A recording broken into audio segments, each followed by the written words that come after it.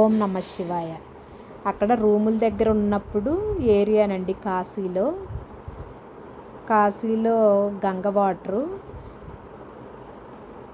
Boat ఎక్కితే మొత్తం కూడా ఘాట్స్ అన్నీ కూడా చూపిస్తారండి. చూపించిన తర్వాత లాస్ట్కి తీసుకెళ్ళిన తర్వాత డబ్బాలతో ఇంటికి వాటర్ అనేది తీసుకొని వచ్చి అందరికీ పంచిపెట్టవచ్చు. మనము ఉంచుకోవచ్చండి, పాడవ్వవు, ఎన్ని రోజులు ఉండ వాటరు.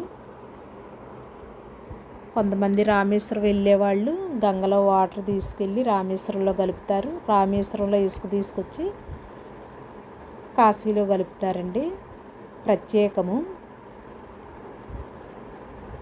కొంతమంది వెళ్ళలేని వాళ్ళు వాటర్ అనేది అలాగింట్లో స్టాక్ ఉంచుకొని అప్పుడప్పుడు పుణ్యకార్యాలకి వాడుకుంటూ ఉంటారండి.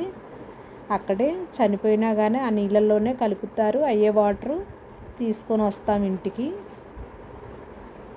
శుభ్రంగా ఉంటాయి గంగమ్మ తల్లి వాటరు. ఓం నమ శివాయ.